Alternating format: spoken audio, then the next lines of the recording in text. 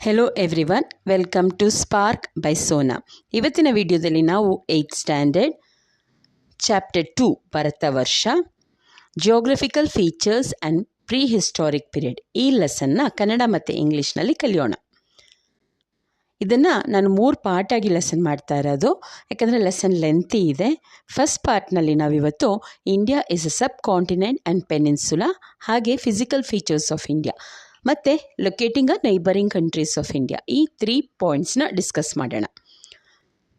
The geographical environment has influenced the history and the formation of culture of every country and race in the world. There is an intimate relationship between human life and the environment. Hence, it is necessary to learn about the geographical environment in order to know about human history. ಈ ಭೌಗೋಳಿಕ ಪರಿಸರ ಇತಿಹಾಸ ರಚನೆಯಲ್ಲಿ ಮತ್ತು ಒಂದು ಪ್ರದೇಶದ ಸಂಸ್ಕೃತಿ ಅಂದರೆ ಕಲ್ಚರನ್ನು ರೂಪಿಸೋದ್ರಲ್ಲಿ ತುಂಬ ಇಂಪಾರ್ಟೆಂಟ್ ರೋಲ್ನ ಪ್ಲೇ ಮಾಡುತ್ತೆ. ಮಾನವನ ಜೀವನ ಮತ್ತು ಅವನು ವಾಸ ಮಾಡುವ ಪರಿಸರದ ಮಧ್ಯೆ ಒಂದು ಆತ್ಮೀಯವಾದ ಸಂಬಂಧ ಇದೆ.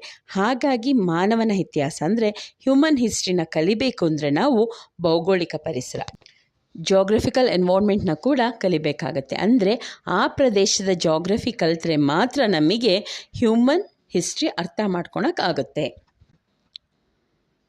India is a subcontinent occupying a huge area in the southern part of the Asian continent.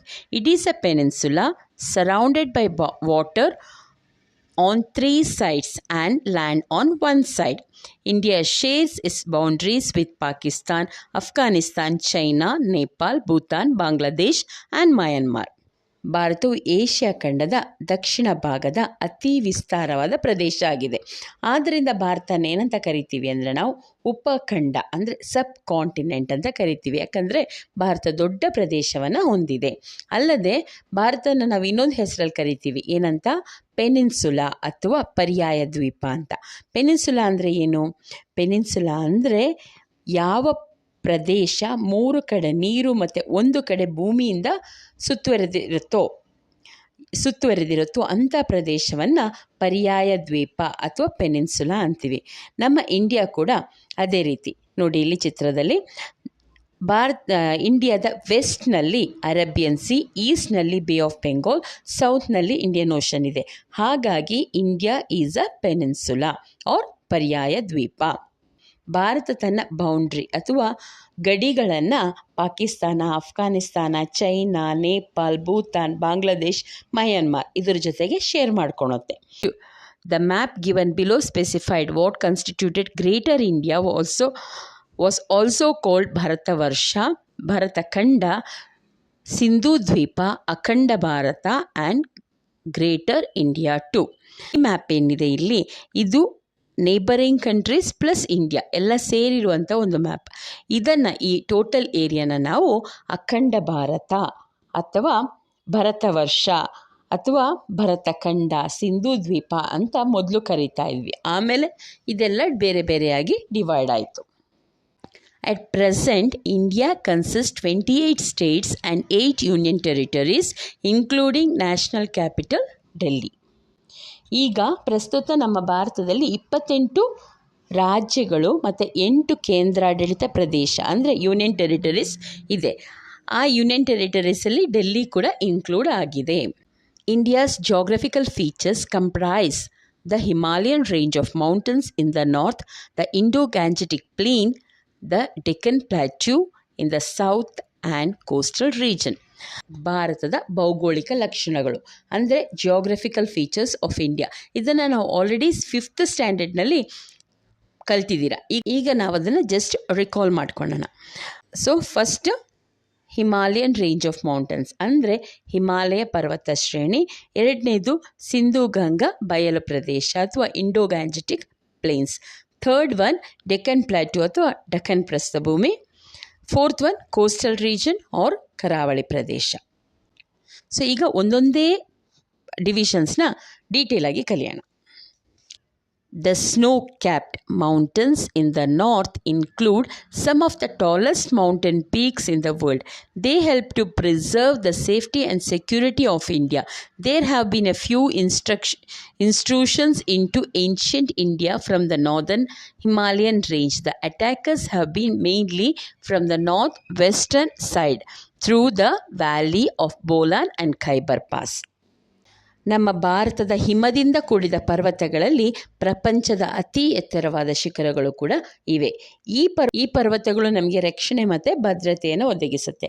ಅಲ್ಲದೆ ಹಿಂದಿನ ಕಾಲದಲ್ಲಿ ಈ ಪರ್ವತ ಶ್ರೇಣಿಗಳ ಮೂಲಕ ಕೆಲವೊಂದು ಆಕ್ರಮಣಕಾರಿಗಳು ಅಂದರೆ ಇನ್ವೇಡರ್ಸ್ ಭಾರತವನ್ನು ಪ್ರವೇಶಿಸಿದ ಚರಿತ್ರೆ ಕೂಡ ನಮ್ಮ ಭಾರತಕ್ಕಿದೆ. ಈ ಆಕ್ರಮಣ ಅಂದರೆ ಅಟ್ಯಾಕರ್ಸ್ ಮೇಯ್ನಾಗಿ ಇಂಡಿಯಾದ ನಾರ್ತ್ ವೆಸ್ಟ್ ಸೈಡ್ನಿಂದ ಬಂದಿದ್ದು. ಮೇಯ್ನಾಗಿ ಬಂದಿದ್ದು 2 ಕಣಿವೆ ಅಥವಾ ವ್ಯಾಲಿಯಲ್ಲಿ, ಒಂದು ಬೋಲಾನ್ ಪಾಸ್ ಮತ್ತು ಇನ್ನೊಂದು ಖೈಬರ್ ಪಾಸ್. ಇದನ್ನು ನಾವಿವಾಗ ಮ್ಯಾಪಲ್ಲಿ ನೋಡೋಣ. ಈ ಏರಿಯಾ ಏನಿದೆ, ಈ ಏರಿಯಾದಲ್ಲಿರುವಂಥದ್ದು Bolan pass.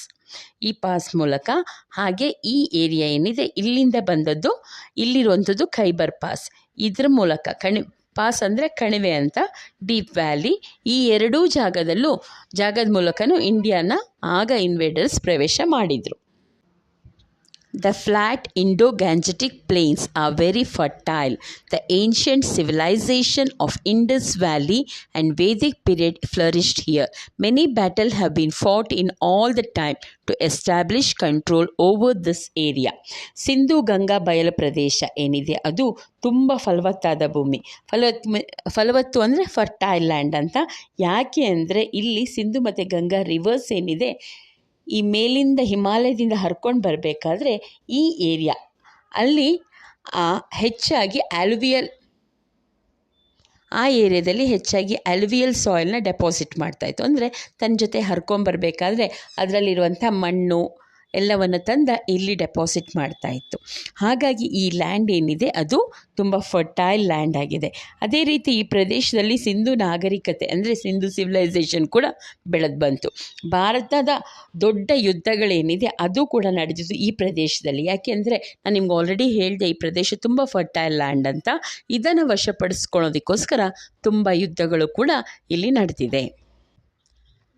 Next, the Narmada River separates India into 2 parts, the Malwa Plateau or the Central Highlands and Deccan Plateau. In the south, the Mauryas and the Guptas ruled these 2 areas of ancient India.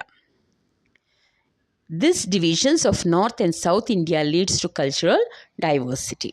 Narmada river ಏನಿದೆ ಅದು ಮಧ್ಯದಲ್ಲಿ ಇಲ್ಲಿ flow ಆಗುತ್ತೆ, ಹೀಗೆ flow ಆಗಬೇಕಾದ್ರೆ ಈ Narmada river ಇಂಡಿಯಾನ 2 ಪಾರ್ಟಾಗಿ divide ಮಾಡುತ್ತೆ, north ಮತ್ತು ಸೌತ್ ಇಂಡಿಯಾ ಅಂತ.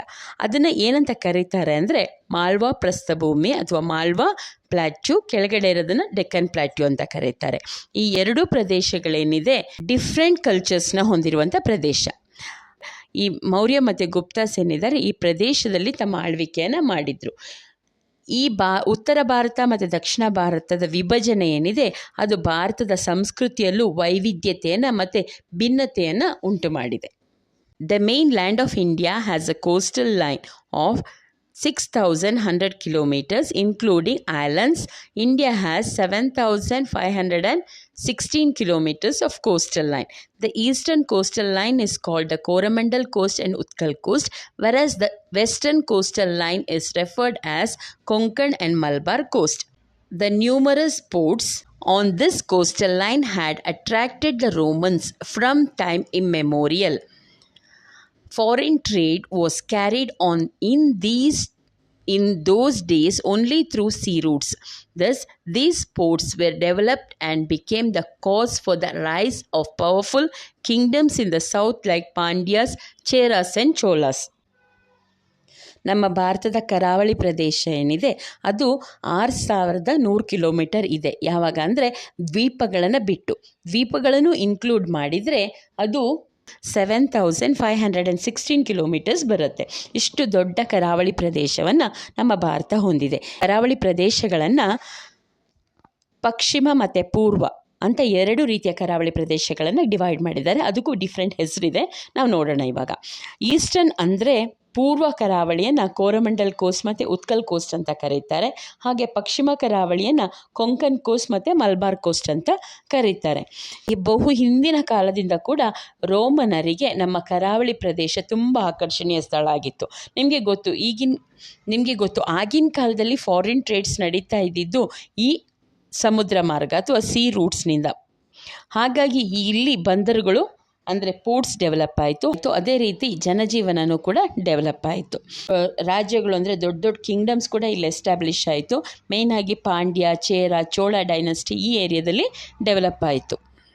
The diversity in the Indian geographical environment has also influenced the lives of communities living here. Despite of cultural diversity, there exists a cultural unity which binds all these diversities. Unity in diversity is the essence of this culture. ಭಾರತದ ಈ ವೈವಿಧ್ಯ ಭೌಗೋಳಿಕ ಲಕ್ಷಣ ಏನಿದೆ, ಇಲ್ಲಿ ಜನರ ಜೀವನ ಮತ್ತು ಸಮುದಾಯದ ಮೇಲೆ ತುಂಬ ಪ್ರಭಾವ ಬೀರಿದೆ. ಭಾರತದಲ್ಲಿ ಸಾಂಸ್ಕೃತಿಕ ವಿಭಿನ್ನತೆ ಇದೆ, ಅಂದರೆ ಡೈವರ್ಸ್ ಕಲ್ಚರ್ ಇದೆ. ಆದರೂ ಈ ವಿಭಿನ್ನತೆಯಲ್ಲಿ ಒಂದು ಏಕತೆ ಇದೆ. ಅದೇ ನಮ್ಮ ಸಂಸ್ಕೃತಿಯ ಸಾರ ಅಥವಾ ಜೀವಾಳ ಅಂತ ಹೇಳ್ಬೋದು. ಸೊ ಇವತ್ತಿಗೆ ಈ ಲೆಸನ್ನ ಇಲ್ಲಿಗೆ ಸ್ಟಾಪ್ ಮಾಡ್ತೀನಿ. ನಾಳೆ ಲೆಸನ್ನಲ್ಲಿ ಪ್ರೀ ಹಿಸ್ಟಾರಿಕ್ ಏಜ್ನ ಕಲಿಯೋಣ. ಯಾರಿಗೆಲ್ಲ ನನ್ನ ವಿಡಿಯೋ ಇಷ್ಟ ಆಯಿತು, ವಿಡಿಯೋಗೊಂದು ಲೈಕ್ ಕೊಡಿ. ಹಾಗೆ ಯಾರೆಲ್ಲ ಚಾನಲ್ ಸಬ್ಸ್ಕ್ರೈಬ್ ಮಾಡದೆ ನೋಡ್ತಾ ಇದ್ದೀರಾ, ಪ್ಲೀಸ್ ನನ್ನ ಚಾನಲ್ನ ಸಬ್ಸ್ಕ್ರೈಬ್ ಮಾಡಿ. ಯಾರಿಗೆ ಏನು ಅರ್ಥ ಆಗಲಿಲ್ವೋ ಅಥವಾ ಏನು ಅರ್ಥ ಆಯಿತು ಕಮೆಂಟ್ ಮೂಲಕ ನನಗೆ ತಿಳಿಸಿ. Thank you for watching. Happy learning.